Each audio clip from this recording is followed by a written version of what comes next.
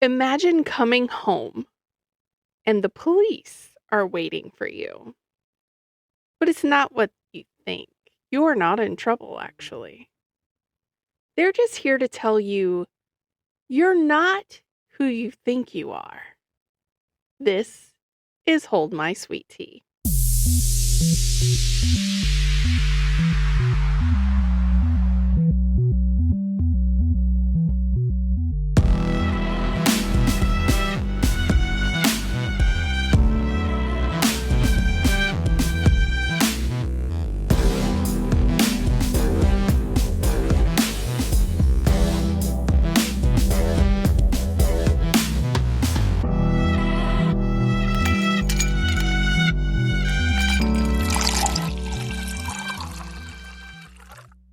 Hello, I'm Pearl. And I'm Holly. And we have 101 YouTube Yay! subscribers. Our threats paid off.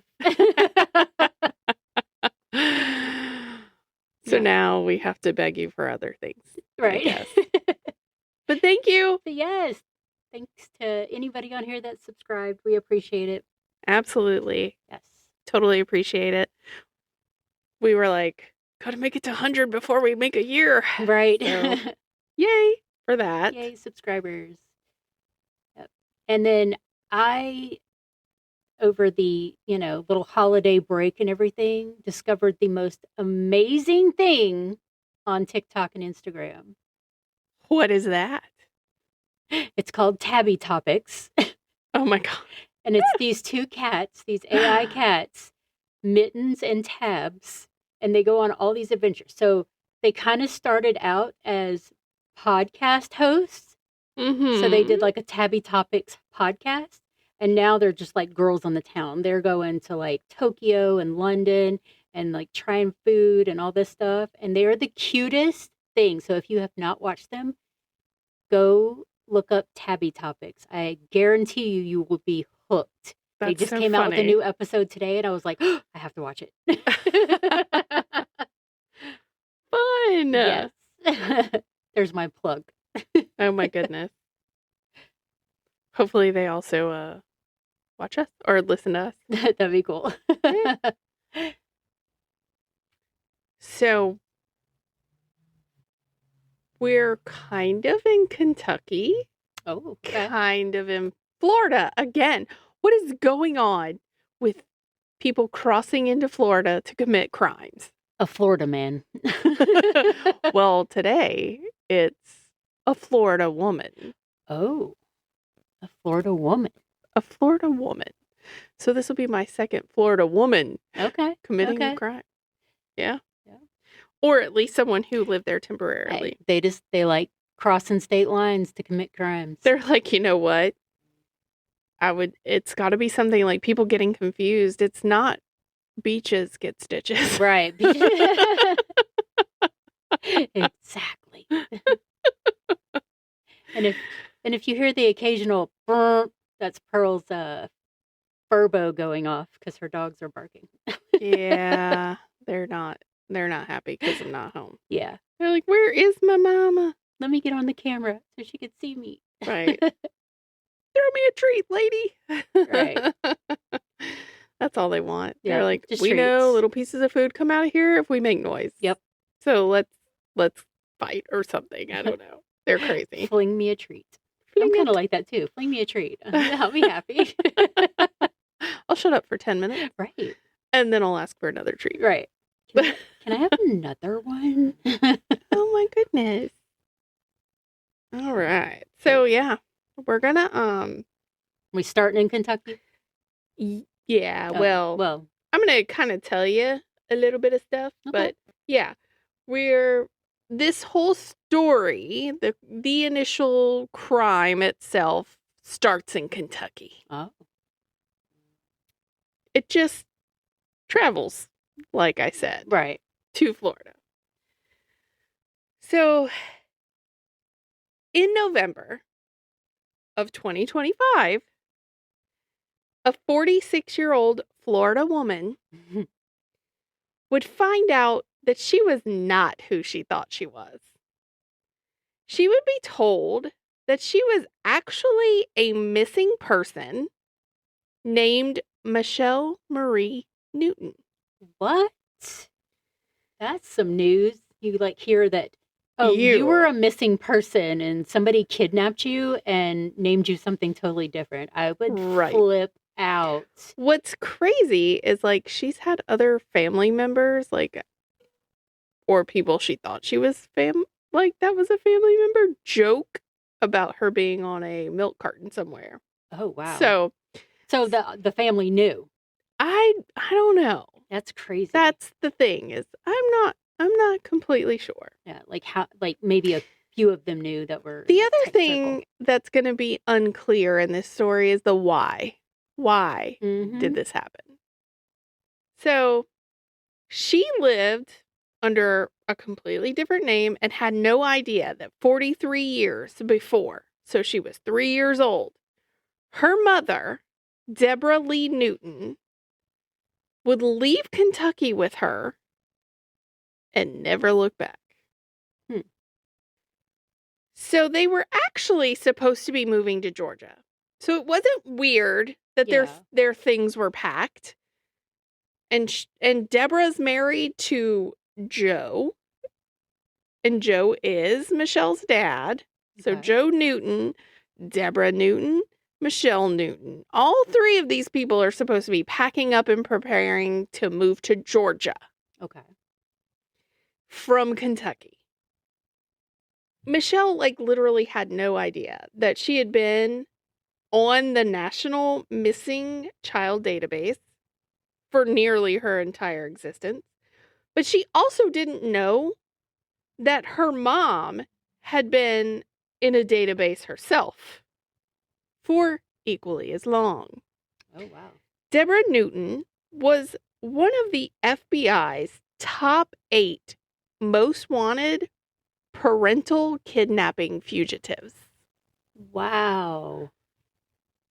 This is just news unfolding. Yeah. But wait, there's more. Right. And, her father's just over there hoping that he can figure out what happened to his wife and his daughter. So she just was I'm out of here, and disappeared with her daughter. Wow. So it's the spring of 1983 in Kentucky, Louisville, to be exact. And Deborah was like, hey, Joe, I'm going to leave ahead of you and take our daughter so that I can start my new job and go ahead and get the house set up. So when you get there, it'll be easy. Wow. Things will be there. I'm going to go ahead and go. That's literally the only reason he could give police for why they left without him. Right. It's why aren't you traveling together? Well, this is why. Right. So if you guys plan to move together, why didn't you go together? Well, this is why. She needed to start this new job. She was going to get the house set up. I was cool with that idea. Right. So, of course, immediately they do the normal thing back in the 80s. It's Flyer City. So their flyers would be handed out and posted all over Georgia, which they thought at best, because, he gets all the way to Georgia and nobody's there, right, that they're somewhere close. So he's thinking they are still somewhere in Georgia. Police even think 20 minutes max from where y'all were moving. Right. We're going to post stuff, make sure there's flyers out that far. This was just their thoughts. So that's the same time that their names get added to their respective databases. And it's announced via news that Deborah's wanted for custodial interference and an unlawful flight to avoid prosecution, which is just something they tacked on because she ran off to another state. Right. So they issue a warrant for her arrest, obviously. However, as years pass, the Commonwealth of Kentucky, who oversees this whole situation, can't get in touch with her father. They've lost contact with Joe. And because of that, in the year 2000, they just went on and dismissed this case because nobody had checked in. Yeah. They didn't know how to get in touch with anyone. Right. They weren't like, hey, have you heard any news? I'd be every day going, have you found my child? Right. And a few years after them dismissing the case against Deborah, Michelle actually ends up getting removed from the missing children's list. Oh, weird. I thought that was weird. Yeah. I'm like, if you don't know for sure that she was found, why was she taken off? So they could close the case, I guess. But in 2016, one of Joe's family members becomes a squeaky wheel and nudges detectives to take another look at the case. So this leads to the grand jury re-indicting Deborah in 2017. So now she's back on the list. And then, of course, Michelle gets put back on the list because now they have verified, okay, they're still missing. And they've been living under the radar this whole time. Yeah. Under different names. A state away. Well, he didn't stay in Georgia. He did not stay in Georgia. Okay. He went back to Kentucky. Okay. So, yeah. But here we are. Enter 2025. A tip comes through Crime Stoppers. We always tell y'all, maybe you don't know what you know. Yeah. So tell somebody anyway. You're like, you know what? I think blah, blah, blah. They will take in, even if it's a false lead. They're like, maybe. So the tip claims there's a 66-year-old woman living in Florida under a different name. The name is Sharon Neely because Deborah had gotten remarried under her new identity. But the tipster is like, I'm sure it's Deborah. Yeah. Based on the picture from 1983 that she can see, this has got to be that woman. Right. Her features didn't change as much, even though she was 66. Right. So a detective with the U.S. Marshals Task Force takes it upon himself to go ahead and compare pictures that they receive. And he's like, you know what? This for sure does look like her. So then it also gets confirmed by the Jefferson County detective back in Kentucky. And this is all according to WLKY in Kentucky. But this is how it all ran out. They had tea. They get DNA from Sharon Neely. They don't tell you how. I'm sure it was something but she I'm threw sure, away. Right? I was going to say the same way as last time. I'm sure it was something discarded. Yeah. And they also get a sample of Deborah's sister's DNA to compare it to. Yeah. It is a 99.9% match. You are the mother. You are the Deborah. Yeah. Maury has confirmed. Right. So, here we are. Deborah's about to get arrested. And Michelle, when she's finding out who she actually is, she also is reaching out to the Jefferson County Sheriff in Kentucky because she wants to find the other side of her family. Right. She wants to talk to her dad.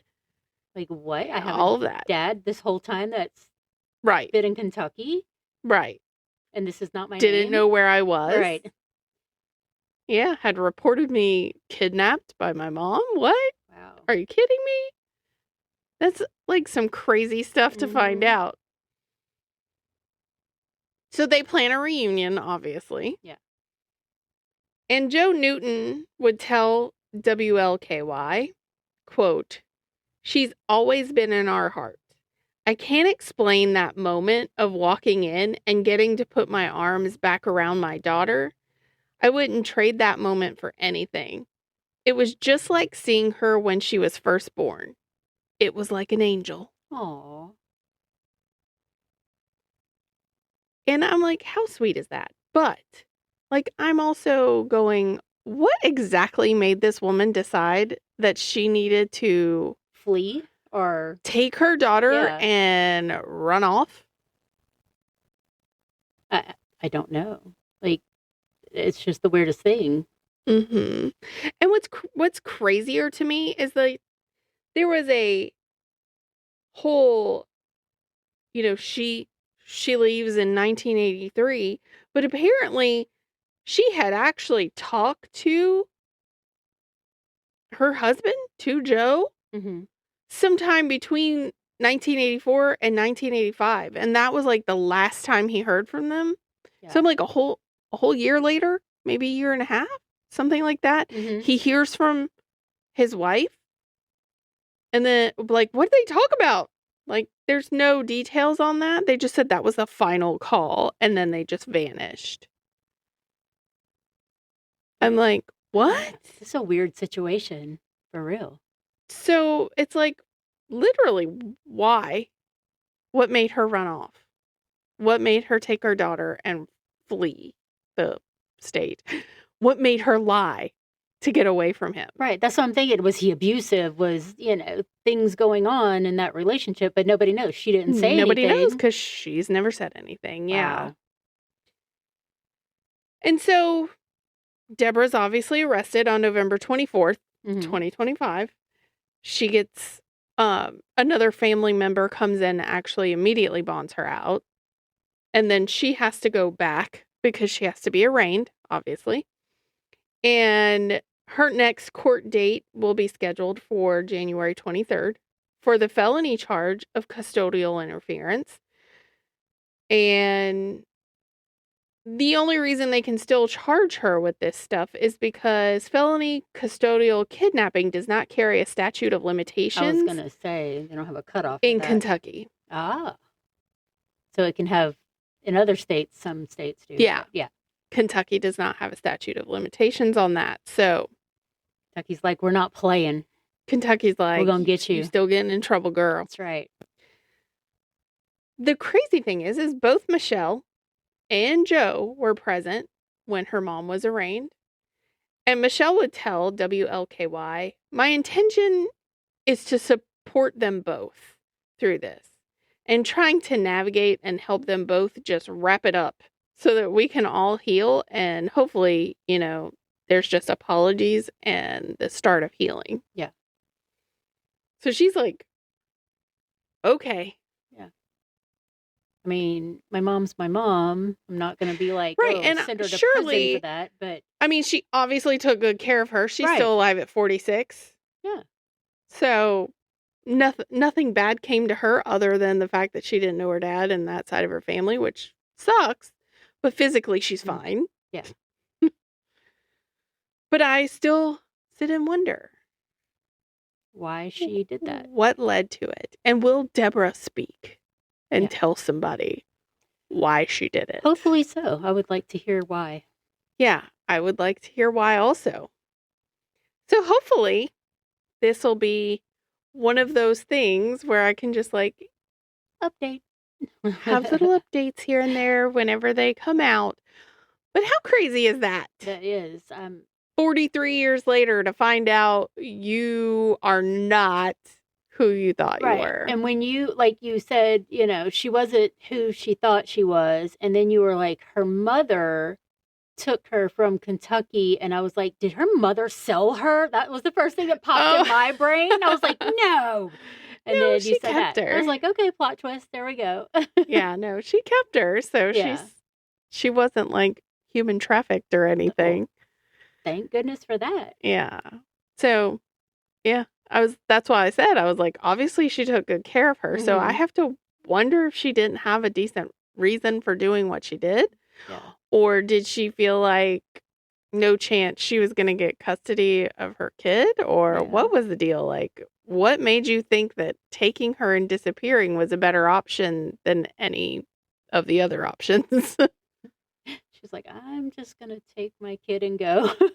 She's like, bye-bye. So, hopefully someday we'll know why. Yeah. Or at least Michelle will find out why. Maybe she already knows why. She might already know, but I'm sure they'll, it'll come out when if they so decide to let us know. They're being tight-lipped right now. Yep. You know who isn't tight-lipped? What? She's not. No. Oh, you know what? Patty Salzetta, you need to know that loose lips sink ships, bro. I'm just saying she's not tight-lipped because she sings and she's an awesome singer and she made our theme music. We always got to segue Patty in. Yeah, somehow, some way, for sure. And we love her for it. Yeah. And we love that you guys got us up to 101. If you're one of the people who subscribed to get us up there, send us a message. Yes. Say hey. And thank you. And thank you. Yeah. You can even send us an email that says you're welcome. Yep. You're welcome. And you can send that to holdmysweetteapodcast@gmail.com. Yep. Or you can message us on social media. Facebook, Instagram, TikTok, and YouTube. Where you subscribed. Where you subscribed. That's right. You're welcome. We did get a little interaction there too, because someone had commented on my last episode because it was also in Florida. Right. and I think the one before that was also in Florida. Right. So I've done 3. That was me doing Texas. I was like, I'm in Texas again. Yeah. So I did 3 now in a row that have had something to do with Florida. Right. 2 of them had something to do with other states and Florida. Yes. One was all Florida. But they were like, another Florida case. They were like, what is going on in Florida? It's going on everywhere. Everywhere. Yes. You have no idea. When we start researching stuff, we're like, oh my gosh, there's so much here. Yes. Oh my gosh, there's so much over there too. Well, I showed you the map of my next case, and it's literally everywhere. It's all over the United States. Yeah. It starts in the South, but ends up somewhere else. Ends up all over the place and somewhere on the West Coast. Yeah. Crazy. Yeah. So you'll hear that Sunday. Something to look forward to. Yes. I like Sunday. Sunday. My days are all messed up from the holidays. Yeah. We don't have episodes on Sunday. No. Monday Night Raw. Monday Morning Raw. Ew. Ew. Exactly.